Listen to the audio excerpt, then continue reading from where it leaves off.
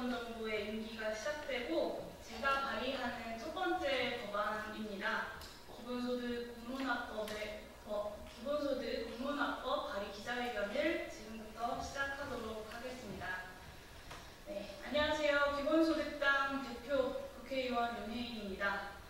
기본소득당은 오늘 당론으로 기본소득 공론화에 관한 법률안을 발의합니다.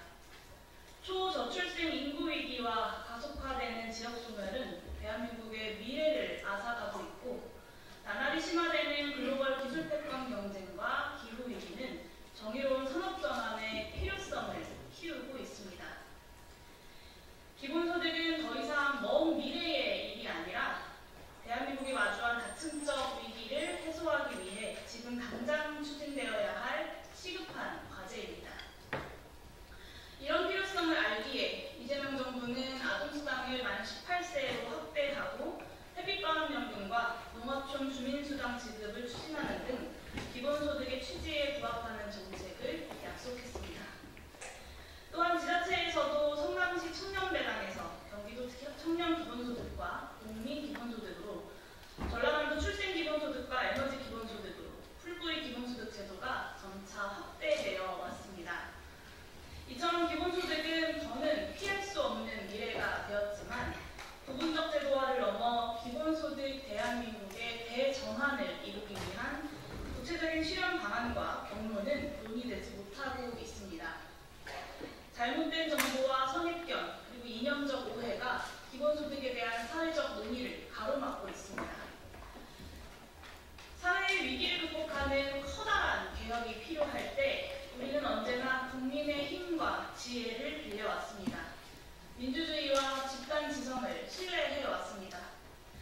극우 정치인이 연금 문제를 청년과 노인 간의 갈등으로 비화할 때 21대 국회가 시행한 연금개혁 공론조사를 바탕으로 공론장에서 대한민국의 미래를 수기한 국민들은 세대 간의 연대와 소득보장 강화를 선택했습니다. 의원 정수를 늘리고 비례대표를 강화해 국민을 닮은 국회를 만들어달라라고 하는 목소리 역시 21대 국회가 시행한 정치개혁 공론조사를 통해 도출된 국민들의 위대하고 엄중한 명령이었습니다.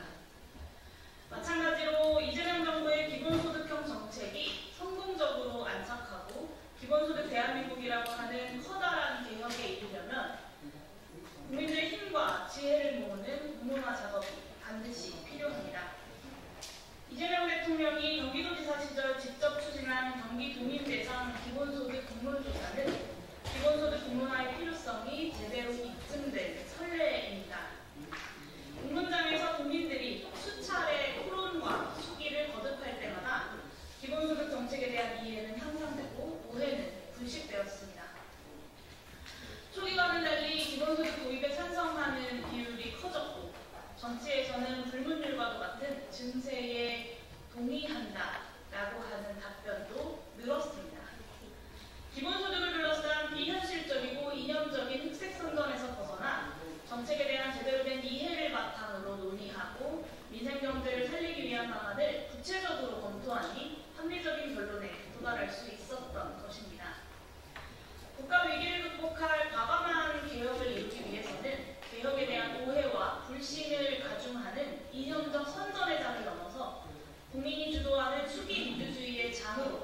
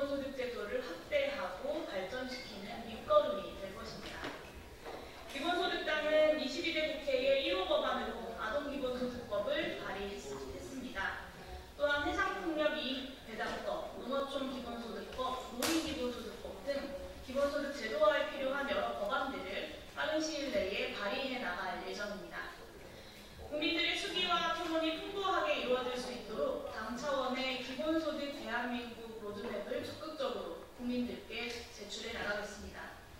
기본소득당답게 하겠습니다. 국민께 공론과 수기의 장을 열어드리면 국민들은 늘 그래 오셨던 것처럼 대한민국을 위기에서 구하고 과감한 개혁에 나서는 것을 결코 두려워하지 않을 것입니다. 기본소득 공론화법은 국민들의 집단재정을 누구보다 신뢰해온 이재명 대통령의 국민주권정부 정신을 실현하는 출발점이며 윤석열 정권 3년간 지연되었던 개혁을 국민과 함께 용감하게 추진하는 기폭제가 될 것입니다.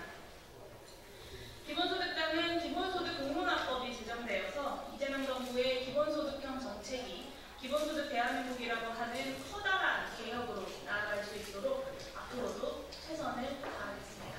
감사합니다.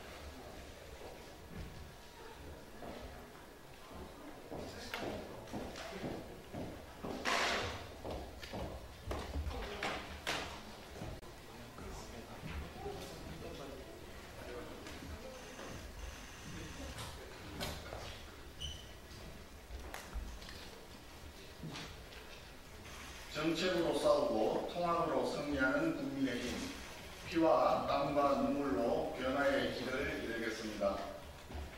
존경하는 국민 여러분, 그리고 사랑하는 국민의힘 당원 동지와 당직자 보좌진 여러분, 선배 동료 의원 여러분, 송은석입니다. 저는 오늘 국민의힘 원내대표에 도전하고자 이 자리에 섰습니다. 엄중한 경제 상황과 민생 문제로 인한 국민의 고통을 해결하고 당의 혼란을 극복하기 위하여 오로지 당과 국민을 위해 헌신하겠습니다. 우리는 국민께서 믿고 맡겨주셨던 정권을 잃었습니다. 황망한 개헌과 대통령 탄핵이라는 격동을 지나 치열한 분투에도 불구하고 끝내 쓰라린 대선 패배를 마주해야 했습니다. 그리고 이제 더불어민주당의 포퓰리즘과 입법 폭주가 본격적으로 시작되고 있습니다. 국민의 미래를 담보로 혈세를 쏟아붓고 사법부의 손발을 묶은 입법 폭주가 자행되고 있습니다. 이재명 대통령의 면죄부를 위한 입법 남용이 국민의 삶을 위협하고 있습니다. 이제 국민들께서는 우리 국민의힘에 분명한 변화와 진정한 쇄신을 요구하고 있습니다. 변화를 향한 여정에서 국민은 건전한 토론과 수기를 합니다. 갈등과 암투에 지친 정치는 더 이상 원하지 않습니다. 또한 국민의힘이 정책에 강한 정당, 민생과 경제 개혁을 제시하는 정당으로 거듭나기를 바라고 계십니다. 저는 국회 기획재정위원장과 원내 수석 부대표로서 절대다수 의석을 가진 더불어민주당과 치열하게 맞서온 경험이 있습니다. 평생에 걸쳐 다져온 경제, 재정 분야의 정책 전문성을 바탕으로 당의 변화와 쇄신을 이끌 든든한 밑거름이 되겠습니다. 그동안 저는 김종인 비대위원장의 비서실장, 김기현, 권성동, 주호영 원내대표와 함께하는 원내수석, 한동훈 당대표 체제에서의 민생경제특위 부위원장과 국약개발본부장을 거쳐 김문수 대선 후보의 경제재건축특위 위원장을 맡는 등 당이 필요할 때마다 누구와든 언제 어디서든 함께하며 책임을 다해왔습니다. 앞으로도 당내 모든 구성원의 목소리를 경청하며 총의를 모아 국민의 신뢰를 되찾는 당이 되도록 노력하겠습니다. 먼저 탕평인사, 적재적소 인사로 당내 다양한 목소리를 경청하겠습니다. 이념이나 생각을 가리지 않고 통합과 신뢰의 리더십을 구현하겠습니다. 아울러 당의 쇄신과 변화를 위한 수기의 장으로 국민경청 의원총회를 개최하겠습니다. 각계 전문가들의 발제와 심도 있는 토론을 통해서 우리 당이 나아갈 변화와 쇄신의 미래를 함께 모색하겠습니다. 둘째, 그림자 내각을 설치하겠습니다. 국민의힘 국회의원들이 가진 높은 정책 전문성을 기반으로 이재명 정부의 전횡과 포퓰리즘을 구체별로 감시, 대응하고 국민과 경제를 위한 실질적이고 책임있는 대안을 제시하겠습니다. 또한 국회 상임위원회, 정책위원회, 지방의회를 유기적으로 연결하여 작동하는 정책 네트워크를 구축하겠습니다.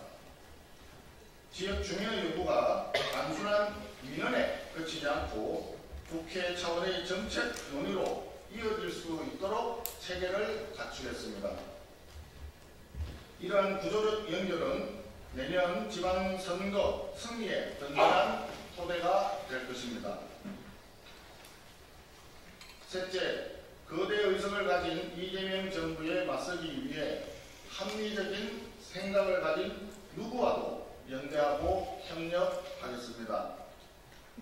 정당뿐 아니라 소상공인, 기업, 연구소, 학계, 시민사회 등 이념의 방향이 다소 다르더라도 합리적이고 건전한 대안을 제시하는 모든 분들과 함께 5월 동주연합전선을 추진해 나가겠습니다. 존경하는 선배 동료 의원 여러분, 저는 원내대표에 출마하며 실현 가능성 없는 공약이나 그럴듯한 말로 환심을 살해하지 않겠습니다. 지금의 국회 구조와 현실 속에서 그 모든 것이 결코 쉽지 않다는 것을 이미 의원님들께서 누구보다 잘 알고 계실 것이기 때문입니다. 제가 선배 동료 의원님들과 당원 동지들 그리고 국민께 드릴 수 있는 단 한 가지 약속은 오직 피와 땀과 눈물뿐입니다. 변화와 쇄신의 여정 속에서 감내해야 할 모든 고통과 어려움을 제가 가장 먼저 감당하고 가장 끝까지 견디겠습니다. 뜻이 다르다고 외면하거나 배제하는 것이 아니라 치열한 토론과 지속적인 논의를 통해 당의 총의를 모아가는 데 제 모든 열정과 역량을 쏟아붓겠습니다. 소수야당이라는 엄혹한 현실을 헤쳐나갈 수 있는 첫 번째 힘은 바로 지혜롭고 단단한 선배 동료 의원 여러분뿐입니다. 많은 지지와 격려를 진심으로 부탁드립니다. 감사합니다.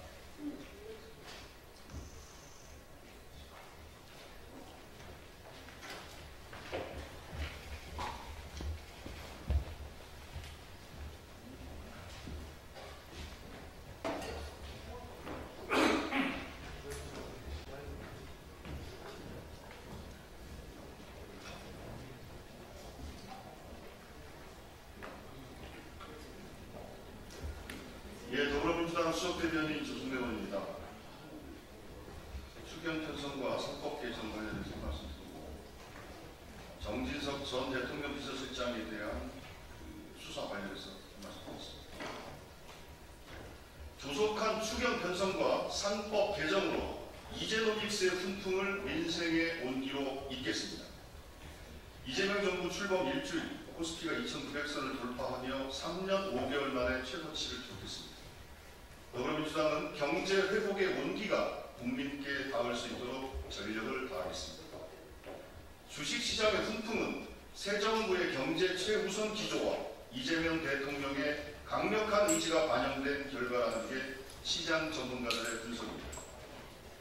이제노믹스가 외국인들마저 불러들이고 있는 것은 분명한 청신호이지만 앞으로가 더욱 중요합니다. 본격적인 경제 회복을 위한 속도감 있는 정책 추진이 필요합니다. 경기 회복과 내수 진작, 주식시장 신뢰 제고가 핵심입니다. 더불어민주당은 신속한 추경 편성과 상법 개정에 더욱 박차를 가하겠습니다. 특히 골목상권의 온기를 불러넣을 민생회복 지원금이 조속히 집행되도록 할 것입니다. 주식시장 정상화와 상승세도 제도적 뒷받침이 있어야 지속 가능합니다.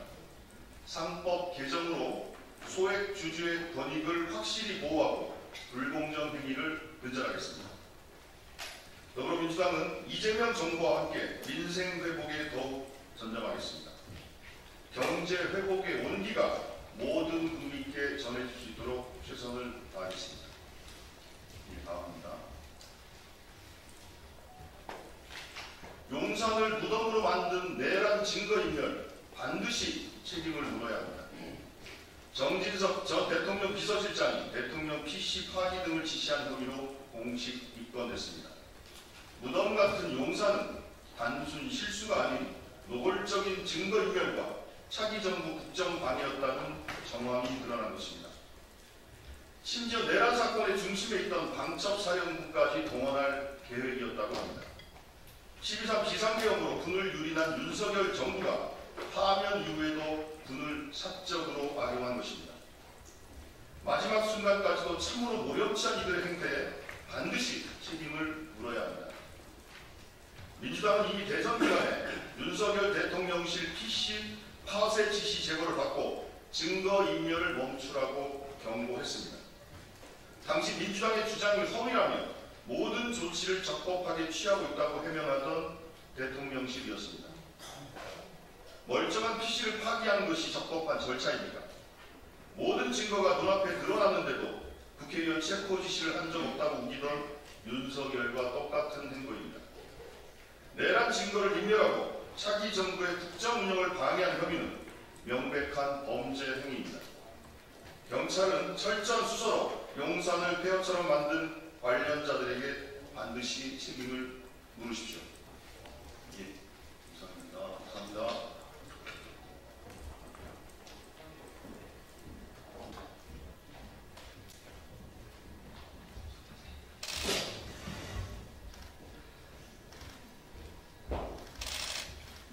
네, 안녕하십니까. 국민의힘 경기도 동두천 양주 연천을 지역구 김성원 국회의원입니다. 깊은 고민을 했습니다. 그리고 힘든 시간이었습니다. 고뇌 끝에 이번 국민의힘 원내대표 선거에 출마합니다. 제가 출마를 결심하게 된 가장 큰 이유는 국민과 당원들이 지금 우리 국민의힘에 명령하고 있는 쇄신과 변화의 의미를 그 누구보다도 더 깊이 고민하고 또 잘 알고 있고 그것을 해결할 수 있기 때문입니다.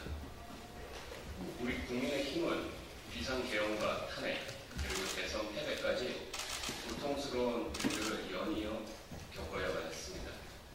그러나 지난 대선에서 김문수 후보에게 표를 주셨던 1,439만 명이 넘는 유권자들을 생각하면 마냥 쓰러져 있을 수만은 없었습니다. 지금 우리 앞에는 난제들이 산적해 있습니다.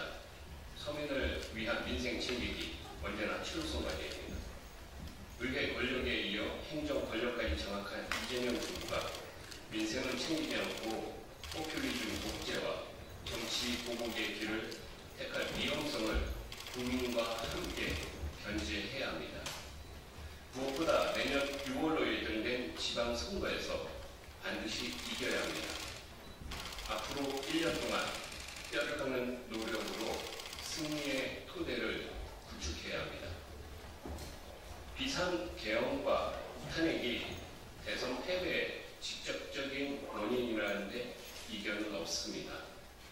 그러나 경제 성장은 보수, 이러한 성공 신화가 깨진 것도 대선 패배의 가장 중요한 원인 중에 하나일 것입니다. 합리적인 대안 제시를 통해 능력 있고 안정감 있는 보수라는 국민적 신망을 되찾아야 합니다. 지금은 지난 과오에 대해 처절하게 반성하고 또 새로운 보수의 힘찬 시작을 시작해야 합니다. 그러기 위해서는 유연한 사고와 실용적 태도 또 능력을 갖춘 보수 정당으로 리빌딩해야 합니다. 원칙 있는 보수와 합리적인 중도라는 이 두 가치가 모두 살아 숨쉬는 정당으로 국민의 힘을 리셋해야 합니다. 저는 국민의힘 3선의 수도권 의원입니다. 지난 총선에서 국민의힘이 참패했던 결정적인 이유는 수도권에서 민심을 얻지 못했기 때문입니다. 연이은 대선에서도 큰 표 차이로 2위에 그쳤습니다. 이에 따라 지금은 수도권 민심을 가장 잘 알고 있는 제가 국민의힘 원내대표가 되어야 합니다. 그것이 쇄신과 변화의 시작입니다. 가장 시급한 과제 중 하나, 당내 민주주의의 한책입니다. 우리 내부의 정당 민주주의가 제대로 작동하지 못했기 때문에 당심과 민심의 괴리로 이어졌습니다. 저 김성원은 당내 민주주의 시스템이 정상적으로 작동하는 그러한 정당 문화 구축을 바로 하도록 하겠습니다. 이재명 정부와 거대 여당에 대해서는 다음과 같이 임하도록 하겠습니다. 안타깝게도 의석수가 턱없이 부족합니다. 그러나 저 김성원은 문재인 정부 시절이었던 21대 개원국회 당시에 원내 수석 부대표를 맡아 강력한 대여 투쟁에 앞장섰습니다. 당시 거대 여당에 치열하게 맞서 싸우면서 2021년 4월 7일 재보궐선거 대승에 앞장섰습니다. 5년간 전국 단위 선거에서 4연승을 거두던 민주당에 일격을 가하면서 대정권 교체의 기틀을 마련했습니다. 그 경험을 바탕으로 국민과 당원 또 동료 의원들과 힘을 합쳐 지방선거 승리에 기틀을 마련하도록 하겠습니다. 거대 여당이 압도적인 힘에 취해서 좌파 독재나 정치 보복을 행동으로 옮길 경우 국민과 함께 강력하게 저항하겠습니다. 좌파 포퓰리즘으로 탈선하는 것을 막기 위해서 국민과 함께 견제하도록 하겠습니다. 이번 원내대표 선거를 계파 경쟁적 관점에서 바라보는 시각도 존재하는 것 알고 있습니다. 하지만 저는 특정 당내 계파를 위해 원내대표 선거에 출마한 것이 아니라 국내인 전체 의원의 의사를 대리하기 위해서 출마한 것입니다. 의원님 모두의 뜻을 모아 내부 갈등 끝내고 외연 확장에 힘쓰도록 하겠습니다. 이번 선거는 보수 재건을 위한 첫 시험대입니다. 수도권을 대표하는 새로운 인물, 바로 저 김성원이 우리 국민의 힘을 이끌어야 합니다. 국내인 원내대표 자리가 영광스러운 자리였다고 하면은 나서지 않았을 겁니다. 맨발로 가시밭길을 걷는 자리고 그 험난한 길을 헤쳐나가기 위해 제가 희생하고 가장 앞장서서 나가도록 하겠습니다. 국민의힘 의원님들 모두와 함께 국민 다수의 지지를 되찾는 그날을 반드시 만들도록 하겠습니다. 그 길에 제가 앞장서도록 하겠습니다. 국민의힘 김성원, 국민의 뜻으로 쇄신을 이끌겠습니다. 감사합니다.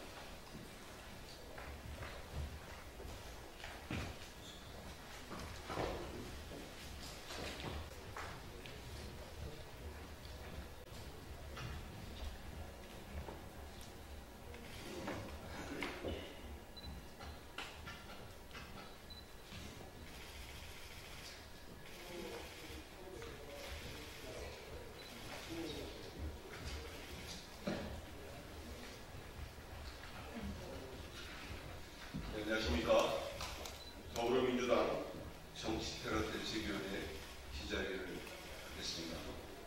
참석하신 분들 소개해드리겠습니다. 더불어민주당 정치테러 대책위원회 위원장을 맡고 계시는 전현희 최고위원님이십니다. 박선원 의원님 참석했습니다.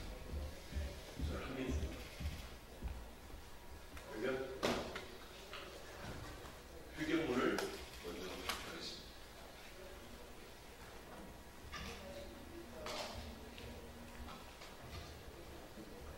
안녕하십니까. 인천부평구을 국회의원 박성원입니다. 대선 기간 이재명 대통령 후보 총기 테러 모의에 대한 수사당국의 신속하고 철저한 수사를 촉구합니다. 지난 대선 기간 이재명 대통령 후보에 대한 테러 위협이 실제했던 것으로 드러났습니다. 당시 한 극우 유튜브가 대선 전에 이재명을 죽여야 한다면서 총기를 반입하였던 정황이 언론 보도를 통해 확인되었습니다. 깊은 충격과 우려를 금할 수 없습니다. 테러 모의를 방치한 경찰도 문제입니다. 당시 현장에서 서울경찰청 정보관이 해당 유튜버의 이재명 후보 암살 계획을 옆에서 버젓이 듣고 있었음에도 불구하고 사실상 수수방관했습니다. 부작위, 직무유기에 해당할 수 있는 심각한 사안입니다. 경찰은 정보관으로부터 테러 위협 사실을 보고받았는지의 여부와 현장 대응이 이루어지지 못한 경위를 소상히 밝히기 바랍니다.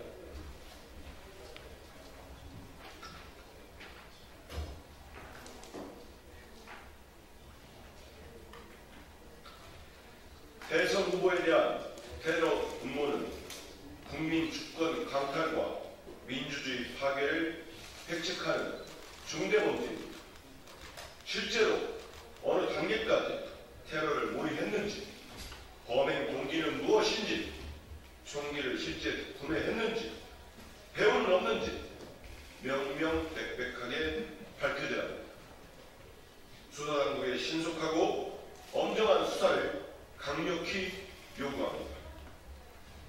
대테러 주무기관인 국정원 이 밖에 다른 테러 예비 음모는 없는지 추가 조사하여 대통령에 대한 테러 위협을 원천 봉쇄해야 할 것입니다. 더불어민주당 정치테러 대책위는 대선 과정에서 접수된 다수의 테러 위협 제보를 근거로 이재명 후보의 경우를 보강하고 관계당국의 신병보호 강화를 촉구했습니다. 후보와 유권자 모두 불편을 감수해야 됐던 방탄유리 설치, 근거리 접촉 제약은 안전한 선거를 위한 불가피한 조치였습니다.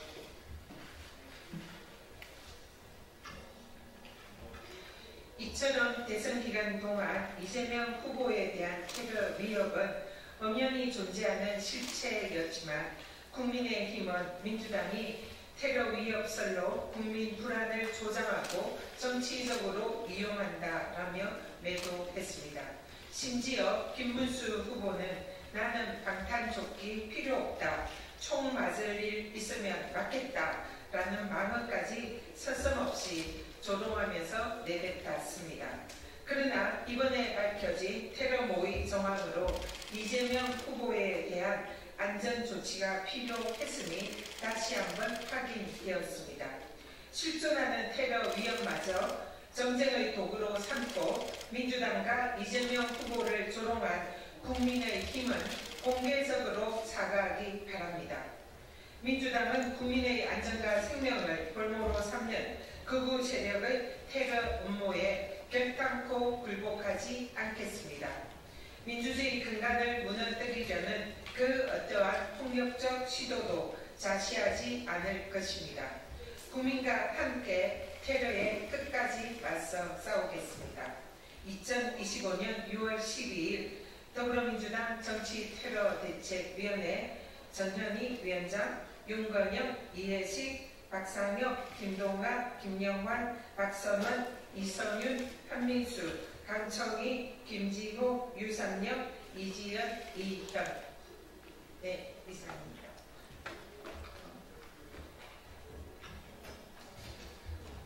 예, 이어서 간략히 추가 발언하겠습니다. 저는 더불어민주당 정치테러대책위원회 위원으로서 지난해 1월 2일 이재명 당시 당대표에 대한 칼테러 직후부터 운영해온 위원이었습니다. 동시에 5월 초부터 이재명 후보 정치테러 대책 및 안전위원회 위원이었습니다. 방금 전현희 위원장님과 한민수 위원이 밝히신 바처럼 4월 말 그리고 5월 초에 매우 구체적인 테러 위협 협박이 있었습니다. 그로부터 우리 당은 방탄유리를 포함한 여러 가지 테러 안전 대책을 세울 수밖에 없었고 그 과정에서 매우 유감되게 저희는 대통령 후보가 유권자들과 직접 접촉하지 못하는 상황에 처해 있었고 다수의 경찰 경호를 받을 수밖에 없었습니다. 이것은 곧 테러 직전에 이미 정치 심리적으로 테러를 당했다고 말할 수밖에 없는 것입니다. 우리 대통령 후보가 활발하게 유권자 속에 파고들어서 충분한 스킨십이나 친밀감을 더할 수도 없었고 유권자도 자신들의 생각을 우리 대통령 후보에게 충분하게 전달할 수 없었던 것 자체가 이미 민주주의의 것인 선거에 대한 방해 책동이고 그를 통해서 심리적 테러와 정치적 테러는 이미 효과를 본 것이나 다름이 없습니다. 이에 저 자신 스스로 제가 취득한 첩보 사항에 대해서 참고인으로서 조사받을 여유가 있다. 그렇기 때문에 경찰은 물론 국가정보원의 대테러 담당 부서를 포함한 기관의 저는 조사 및 수사까지 받을 여유가 있기 때문에 빨리 이재명 대통령 후보에 대한 총기 테러 모의 및 그 위협 동향에 대한 책임을 발본색원할 수 있도록 수사해야 된다고 주장할 바입니다. 감사합니다.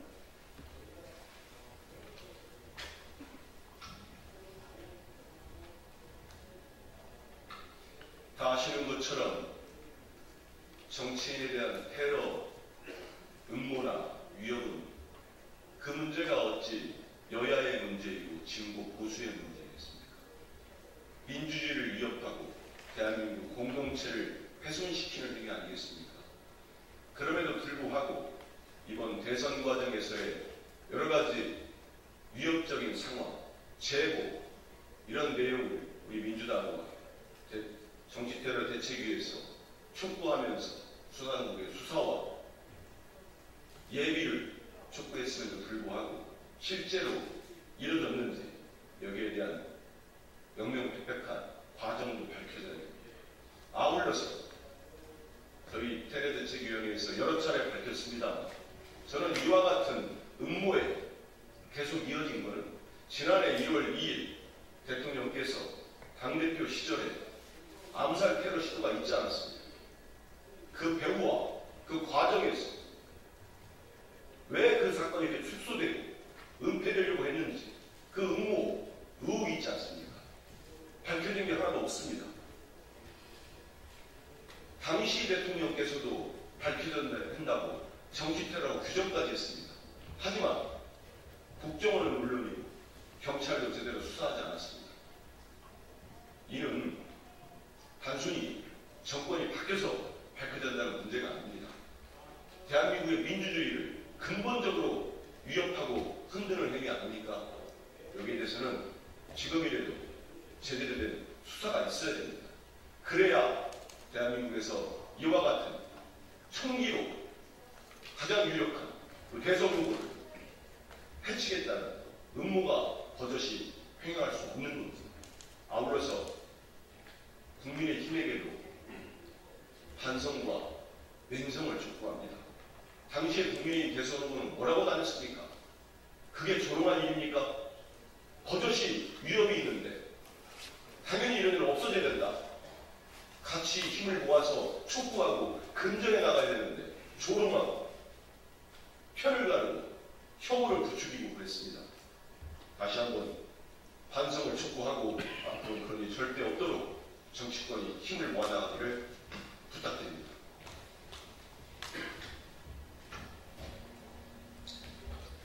지난 부산에서 있었던 테러는 모든 국민들을 충격에 빠뜨렸습니다. 목 부위에 경동맥을 약 1cm 정도 비껴나간 날카로운 흉기로 찔린 그야말로 급소를 겨냥한 명백한 살인을 의도한 그런 테러였습니다. 다행히도 조금만 비껴나서 생명을 건졌지만 그러한 암살 시도 테러는 전대미문의 충격을 국민들에게 안겼고 이에 대해서 더불어민주당 정치테러대책위원회가 구성되어 철저한 수사를 촉구를 했습니다. 그럼에도 불구하고 당시 윤석열 정권은 그 당시 사건을 축소하기에 급급했고 총리실의 대테러 팀에서는 국민들에게 그 사건에 관해서 진실을 왜곡하는 축소 문자를 발송하기도 했습니다. 그래서 이 사건의 배후에 정권이 관여된 것이 아니냐, 그리고 또 총리실의 대테러 팀에 파견 나와 있는 국정원에 의해서 이 사건이 축소 왜곡된 것이 아니냐, 이런 의혹들을 민주당이 제기를 하고 그 사건의 진상을 규명을 요구하는 고발장을 제출을 했었습니다. 그러나 여기에 대해서 윤석열 정권의 수사기관은 아무런 조사를 진행하지도 않았고 고발인 조사조차 하지 않고 지금까지 와 있습니다. 그리고 대선 기간에도 우리 이재명 후보에 대한 총리 암살 테러 제보가 끊임없이 저희들이 제보를 받았고 그 외에도 많은 테러 위협에 관한 제보를 받았습니다. 그래서 대선 기간에 방탄 유리와 그리고 방탄복 착용 등 사실상 선거 운동에 방해가 될지도 모르지만 그러나 안전 조치를 불가피하게 할 수밖에 없었던 것입니다. 그럼에도 불구하고 윤석열 정권과 국힘은 거기에 대한 반성과 사죄는커녕 진상규명도 하지 않고 오히려 그러한 조치에 대해서 선거 내내 조롱하고 비웃고 그리고 후보를 매도하는 그런 행태를 보였습니다. 그런데 이번에 실제로 그러한 총기 암살 음모가 진행되었다는 것이 언론 보도로 확인이 됐습니다. 그래서 다시 한번 이 이재명 대표와 그리고 이재명 후보 시절에 대한 이 테러 음모에 관해서 철저한 수사가 필요하다. 그리고 반드시 진상규명이 되어야 하고 여기에 배우나 공범은 없는지 반드시 확인되어야 합니다. 그래서 관계 당국의 철저한 수사를 다시 한번 이번 테러 모의 음모를 계기로 촉구하고 반드시 진상이 규명되고 책임자는 엄벌에 처해야 한다. 이렇게 생각을 합니다. 네, 이상으로 더불어민주당 정치테러 대책위 긴급 기자회견을 마치도록 하겠습니다. 감사합니다.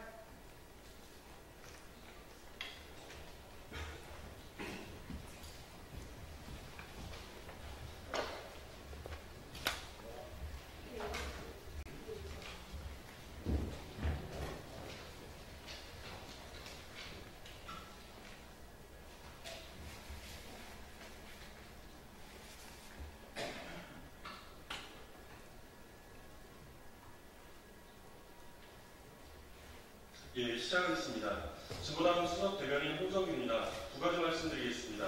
첫 번째입니다. 내각뿐 아니라 대통령실에서부터 성별, 연령별 균형이 지켜져야 합니다. 이재명 대통령이 지금까지 임명한 대통령실 수석 비서관 이상 공무원 9명이 모두 다 남성입니다. 현재 대통령실의 여성으로는 강유정 대변인이 유일합니다. 안타깝습니다. 이재명 대통령은 지난 대선 투표 직전에 페이스북에 글을 올려서 성평등은 통합과 포용, 지속 가능한 사회를 실현하는 핵심 가치라고 강조한 바 있습니다. 여성가족부를 성평등 가족부로 확대 개편하겠다는 것과 더불어 내각 구성 시 성별과 연령별 균형을 고려하겠다는 약속도 했습니다. 내각 이전에 대통령실에서부터 성별, 연령별 균형이 지켜져야 합니다. 영국 이코노미스트에서 매년 세계 여성의 날을 기념해 OECD 회원국 대상으로 유리천장 지수를 측정합니다. 안타깝고 부끄럽고 분노스럽게도 대한민국은 12년 연속 꼴찌입니다. 이것을 바꿔내는 것, 그것이 바로 응원봉 광장이 요구하는 새로운 대한민국입니다. 대통령 스스로 취임 선서에서 빛의 광장에 모인 사회 대개혁 과제들을 흔들림 없이 추진하겠다고 약속했습니다. 그 약속들이 제대로 지켜지고 이행되고 있는지 우리 국민들 모두 관심과 기대를 갖고 주시하고 있음을 절대로 잊어서는 안 될 것입니다. 두 번째입니다. 방첩사까지 동원해서 없애려고 했던 대통령실의 자료들 철저히 수사해서 낱낱이 밝혀내야 합니다. 꼭 무덤 같습니다. 황당무계합니다. 용산 대통령실에 처음 들어간 이재명 대통령의 일성이었는데 그 이유가 밝혀졌습니다. 대통령실을 무덤으로 만들려던 자들은 바로 내란숙의 윤석열의 가신들이었습니다. 대선을 2주 앞두고 대통령실에서 PC와 하드디스크 등을 물리적으로 파쇄하기로 결정했다는 증언이 나왔습니다. 내란의 핵심 세력이던 방첩사령부까지 동원되었다고 합니다. 일찌감치 대선 전에 제기했던 파쇄 명령 의혹에 대하여 단호하게 허위라고 내놓았던 당시 대통령실의 입장 또한 모두 다 새빨간 거짓말이었습니다. 물리적인 파쇄란 일반적인 자료 삭제를 넘어서 때려 부순다는 말입니다. 내란 속의 윤석열의 집무실인 대통령실은 그 자체로 내란 획책의 가장 중요한 거점일 수밖에 없습니다. 함께 획책하고 도모했던 이 무도한 자들이 대통령실을 아예 무덤 수준으로까지 초토화시켜서 철저하게 증거를 인멸하려고 했다는 것 아닙니까? 절대로 조금도 용납할 수 없습니다. 정진석 전 비서실장에 대해서는 이미 경찰에서 입건하고 수사에 나섰습니다. 정진석뿐만 아니라 관련된 안보실, 국군 방첩사 등에 대해서도 철저하게 수사하여 낱낱이 그 전모를 밝혀내야 합니다. 이상입니다.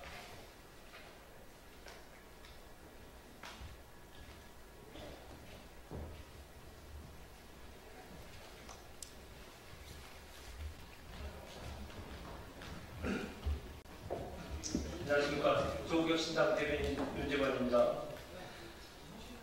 조국혁신당 특검 후보 추천 관련 브리핑을 드리겠습니다. 어젯밤 대통령실이 조국혁신당의 내란 특검법, 김건희 특검법, 최상병 특검법을 수사할 특별검사 임명을 위한 후보 추천을 의뢰했습니다.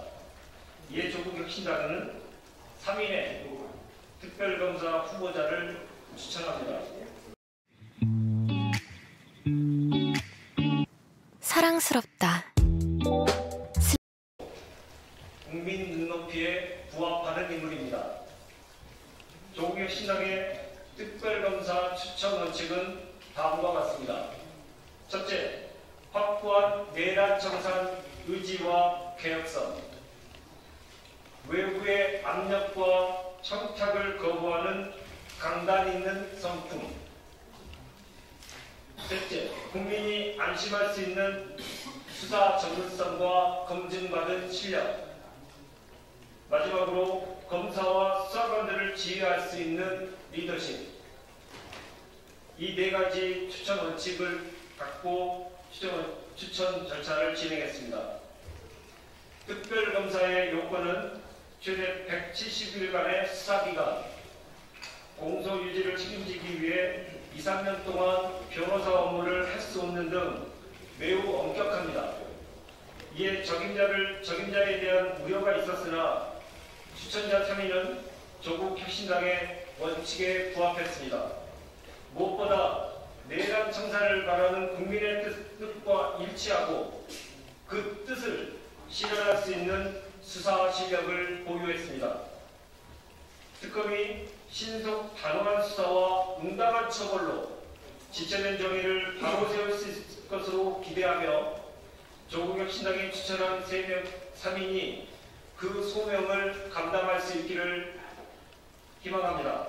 조국혁신당 추천 특별검사 후보를 발표하겠습니다.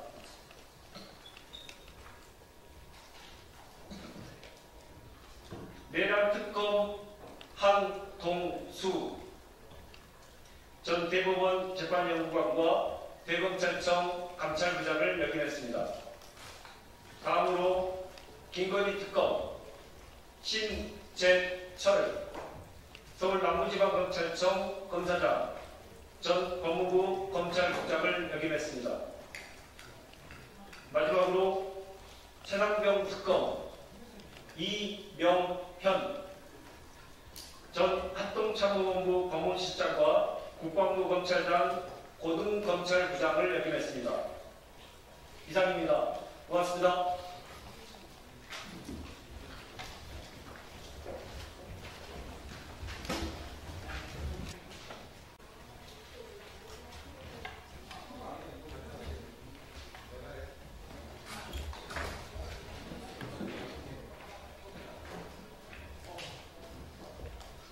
네, 반갑습니다. 국민의힘 권영진 의원입니다. 오늘 우리 당이 혁신을 바라는 국민의힘 재선 의원 16사람 명의의 입장문을 발표하고자 내려 있었습니다.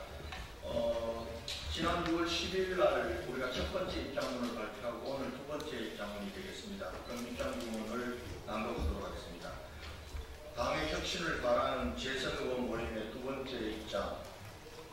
어제 예정되었던 의원총회가 개최 40분 전에 문자를 통해 취소하게 된 것에 대해 아쉬움과 유감을 표명한다.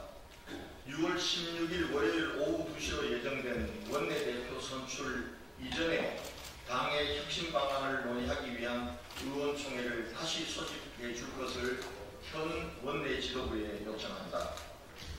아울러 차기 원내대표에 출마한 후보자들에게 6월 10일 당의 혁신을 바라는 재선 의원 모임에서 제기한 당의 혁신 방안, 조기 전당대회, 그리고 김용태 비대위원장의 임기 연장에 대한 입장을 공개적으로 밝힐 것을 요구한다. 2025년 6월 12일 재선 의원 16사람 공동명의입니다. 나눠드린 저 두 번째 항목에는 조기 전당대회가 빠져 있습니다만 저희들이 조기 전당대회와 관련된 8월 늦어도 8월 말까지 조기 전당대회를 개최할 것과 관련된 부분들도 차기 원내대표 출마자들에게 공개적인 입장을 표명해 줄 것을 요청한다는 말씀을 보완해서 드리겠습니다. 이상입니다.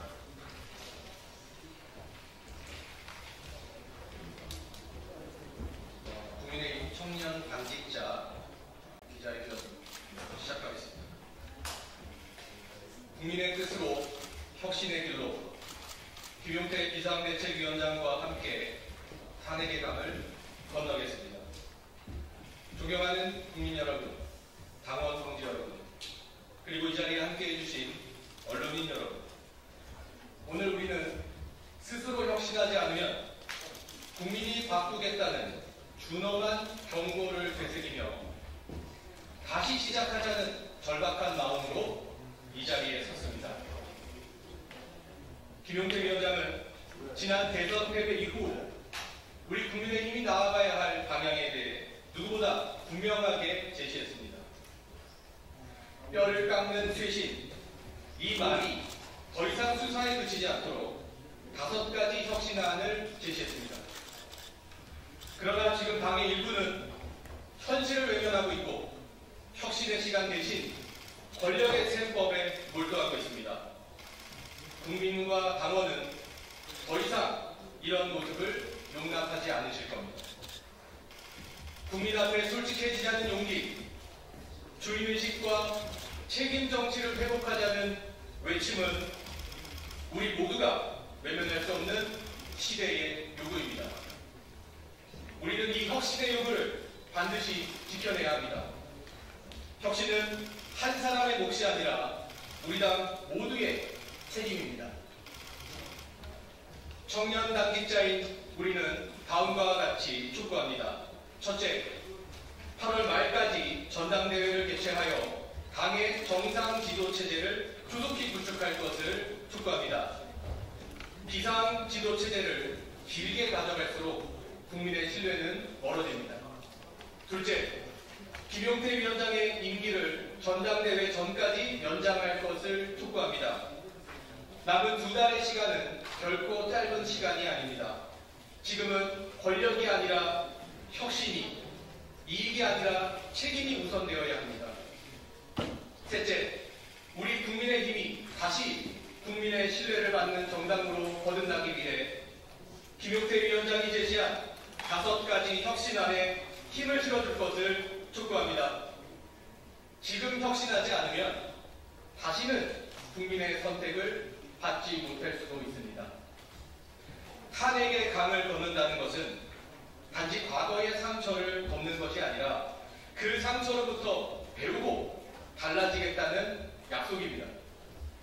국민과 당원이 주인인 정당을 만들기 위한 혁신의 길, 우리 청년 당직자가 함께하겠습니다.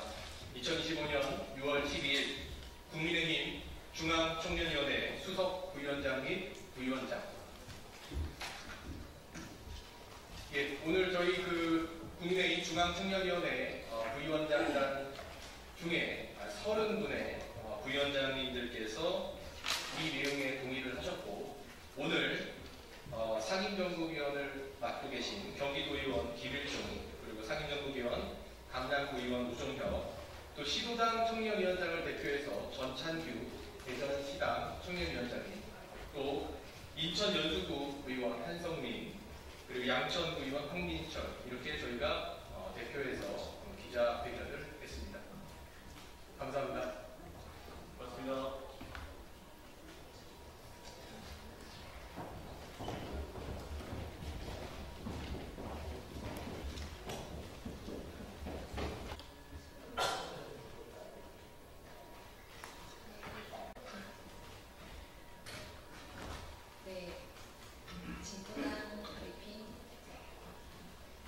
진보당 브리핑 시작하겠습니다. 부대변인 이미선입니다. 인권위 김용원은 최상병 특검 수사 및 감사원 감사에 성실히 임하고 즉각 사퇴하십시오. 이종석 전 국방부 장관과의 통화 이후 최상병 순직 사건에 대한 입장을 돌연 변경했다는 중대한 의혹을 받는 김용원 국가인권위원회 상임위원 겸 군인권보호관이 특별검사 수사 대상에 올랐습니다. 감사원 역시 윤석열 대통령 방어권 보장 안건을 발의한 김 위원회에 감사를 시작했습니다. 국민의 의혹이 이제야 조금씩 해소되는 듯하지만 이는 그동안 인권위가 얼마나 심각하게 잘못 운영되어 왔는지 보여주는 방증입니다. 인권위는 사회적 약자 보호와 헌법 수호라는 막중한 책무를 지닌 독립기관임에도 김용원 위원의 의아한 입장 변화와 권력과의 유착 의혹은 인권위의 중립성과 공정성을 심각하게 훼손했습니다. 또한 윤석열 대통령 방어권 보장 안건 처리 과정에서의 위법, 위헌적 행위 역시 결코 용납할 수 없습니다. 김용원 위원은 현재 진행 중인 수사와 감사에 성실하고 겸허하게 임해야 합니다. 아울러 인권위의 신뢰회복과 독립성 확보를 위해 현 상황에 책임 있는 김용원 위원과 안창호 위원장은 함께 사퇴해야 합니다. 윤석열 정권은 그동안 국제사회와 인권단체의 권고와 경고를 무시하고 호주에서 그데이는 멋진 모험의 시작이죠. 정말 대단해! 진짜 호주를 만날 시간 그데이! 지금 이 순간에도 숨만 쉬어도 피할 수 없는 물 손실. 수분은 빠진다. 링티는 지킨다. 링티는 지키는 거. 의사가 만든 링티.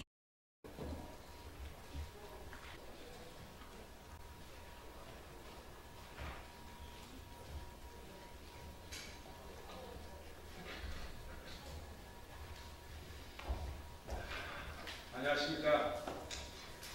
더불어민주당 광주 동부남부을 안도걸 국회의원입니다. 오늘 저는 원화 기반 스테이블 코인 도입을 위한 입법 추진 계획을 말씀드리고자 합니다. 지난 10일 우리 민주당에서는 민명도 의원께서 대표 발의한 디지털 자산 기본법이 발표가 되었습니다. 이와 연계하여서 스테이블 코인에 관한 별도의 법을 제정하고자 합니다. 스테이블 코인은 그 특징이 좀 있습니다. 통화, 지급 결제 수단으로서, 즉 통화로서의 특성이고 또 외환, 국제 지급 결제 수단이 됩니다. 이 두 가지 특성을 고려하건대 이런 특성을 반영한 별도의 법안이 만들어져야만이 제대로 스테이블 코인이 도입이 되고 또 이렇게 운영이 될 수 있기 때문입니다. 지금 미국, 유럽, 일본 등 주요 국가들이 디지털 화폐를 제도화하기 위한 여러 입법 조치를 추진을 하고 있습니다. 우리나라도 이러한 흐름에 뒤처져서는 안 됩니다. 우리도 나름의 글로벌 지급 결제 수단을 마련을 함으로써 통화 주권을 확보를 하고 또 우리의 결제 시스템을 비롯한 금융 인프라의 경쟁력을 우리가 높여가야 합니다. 그리고 핀테크나 이런 새로운 결제 혁신 서비스와 같은 새로운 산업을 일으키는 계기로 삼아야 하겠습니다. 이러한 원화 기반 스테이블 코인 제도 필요성은 5가지로 다시 요약할 수가 있겠습니다. 첫 번째가 디지털 지급 결제 수단을 확보하는 일입니다. 글로벌 경제가 급속히 디지털 경제로 전환하고 있고, 현재 달러 기반 스테이블 코인과 같이 디지털 방식 거래가 지금 확산이 되고 있습니다.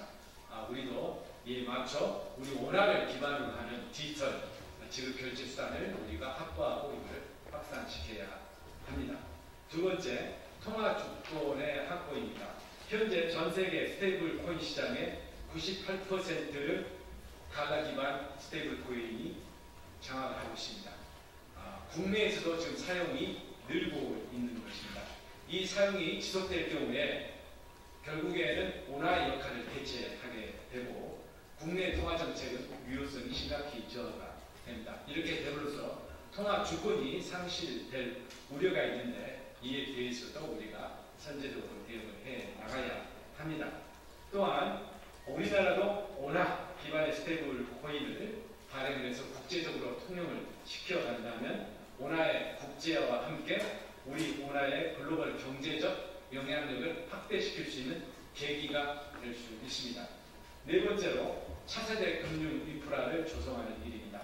우리가 원화 기반 스테이블 코인을 잘 설계해서 확산을 시킨다면은 지급 결제 비용을 감소시킵니다. 그리고 또 은행 간의 실시간 결제가 가능하는 등 국내 금융 인프라의 효율을 높이게 됩니다. 또 한국은행이 추진하고 있는 CBDC죠.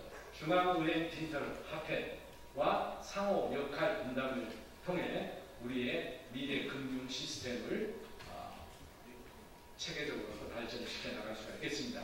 마지막으로 핀테크 등 금융산업의 혁신의 계기가 되는 겁니다.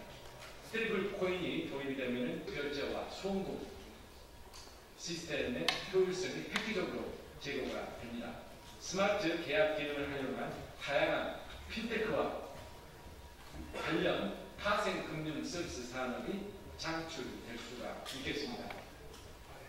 이렇게 막대한 경제적 효과를 가져오는 원화 기반 스테이블 코인을 덮지 않는데 별도 법이 필요한 이유를 좀 말씀을 드리고자 합니다. 3가지로 요약되겠습니다. 첫 번째, 가격 변동성이 큰 비트코인 등 일반 디지털 자산과는 달리 스테이블 코인은 가격이 안정이 되어 있고 지급 결제 수단, 즉 통화로서의 특징을 지니고 있습니다.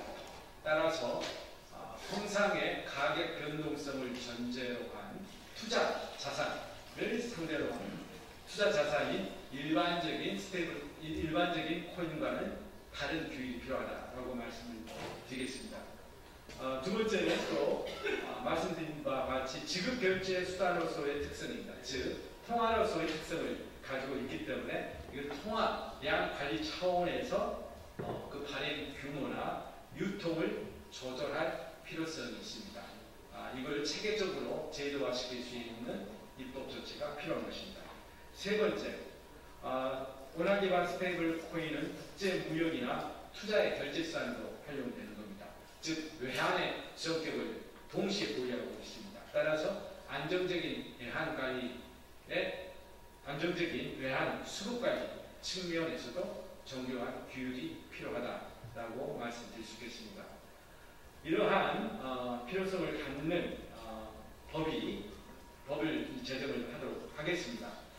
주요한 입법 방향을 좀 말씀을 좀 드리고자 하겠습니다. 첫 번째가 발행 자격 및 인허가 요건입니다. 자본금 요건 등 원화 기반 스테이블 코인을 발행할 수 있는 요건과 또 인허가 기준과 절차를 규정을 하게 됩니다.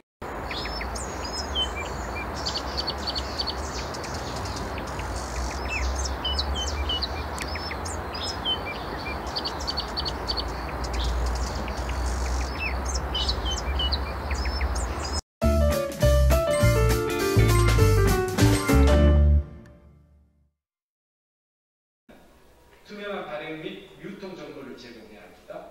자본시장과 유사한 수준의 사용자 보호 장치가 마련돼야 됩니다. 스테이블 보유 잔액에 대한 지급 보증과 손실 보전 장치가 또 명문화되어야 됩니다. 그리고 중대한 리스크 상황이 발생하는 경우 당국이 이용자 보호를 위해 발행 및 유통을 제한할 수 있는 근거도 마련해야 됩니다. 그리고 스테이블 코인의 관리 체계, 즉 가버넌스에 대해서도 규율이 필요합니다. 첫 번째, 통화량과 예한 수급에 미치는 영향 등을 고려해 맞춤형 정책 관리 운영 체계가 만들어져야 됩니다. 그리고 기재부 외환당국이 되겠습니다. 한국은행 통화당국입니다. 그리고 금융당국인 금융위 간의 세 기관 간의 긴밀히 협의하는 정책과 관리 기구가 구성이 되어야 됩니다. 그리고 발행 인가권, 발행 및 유통 조절, 유통규모 조절 권한 등은 기관의 전문성에 맞춰서 역할을 분담하도록 규정이 되어야 할 것입니다. 다섯 번째로 외환거래상의 규제입니다. 원활한 자본 유출이 보장되어야 됩니다. 아울러서 환율의 안정성이 도모되고 통화 주권이 보장되며 또 국제 기준 간의 조화가 될 수 있는 방향으로 스테이블 코인의 국제적인 송금과 수치 거래에 대한 합리적인 규제와 관리 체계가 마련돼야 하겠습니다. 이러한 내용의 법안이 제정될 경우 우리 경제는 디지털 경제로 전환을 가속화시킬 수가 있고 원화의 통화 주권을 확보하는 건 물론 국내 디지털 자산 플랫폼 산업의 경쟁력을 높이는 계기가 될 것으로 기대하고 있습니다. 또한 우리 원화 기반의 스테이블 코인 플랫폼 생태계가 구축되면 국제 결제 수단으로 활용이 됨으로써 우리 원화의 국제화 및 글로벌 경제적 영향력을 확장하는 데도 기여할 것으로 기대합니다. 향후 조치비나 법률안의 세부 내용을 만들어가는 과정이 이어질 것입니다. 업계, 학계, 또 연구소의 전문가 등과 함께 기재부, 한국은행, 금융위가 참여하는 관계기관 간 TF를 구성해서 공론화 과정을 거치면서 입법 내용을 정교하게 마련해 나갈 계획을 밝힙니다. 이상입니다. 감사합니다.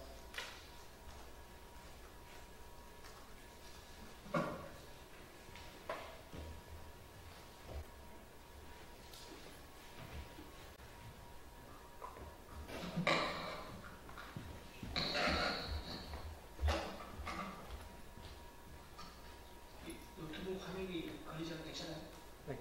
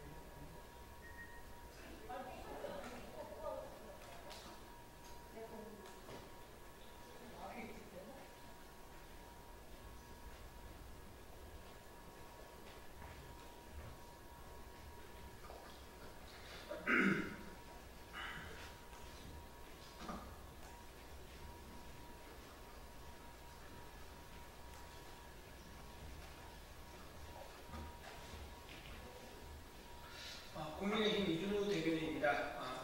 김민서 국무총리 후보자 관련해서 논평하겠습니다. 김민서 국무총리 후보자가 또다시 정치자금법 위반 의혹에 휩싸였습니다. 김 후보자는 2002년 지방선거에서 고 그룹 회장으로부터 2007년 대선과 2008년 총선에서는 지인으로부터 불법 정치자금을 수수하여 유죄 판결을 받은 전과가 있습니다. 당시 김 후보자가 수수한 불법 정치자금 총액은 9억이 넘습니다. 그럼에도 이번에 또다시 불법 정치자금 의혹이 제기됐습니다. 언론 보도에 따르면 김 후보자는 과거 불법 정치자금을 제공한 사람으로부터 다시 1억 4천만 원을 받고 7년째 단 한 푼도 갚지 않았다고 합니다. 이 사람은 과거 김 후보자에게 정치 자금을 건넸다가 유죄 판결을 받았다고 합니다. 이 돈을 차용금이라고 주장하지만 빌려준 사람은 단 한 번도 상환을 요구하지 않았고 김 후보자도 변증사가 있다고 얼버무리기만 할 뿐 아무런 상환 계획을 밝히지 않는다는 면에서 사실상 불법 정치 자금이나 다름없어 보입니다. 김 후보자의 돈과 관련한 의혹은 이뿐만이 아닙니다. 전 재산이 2억 1,500만이라 다시 하겠습니다.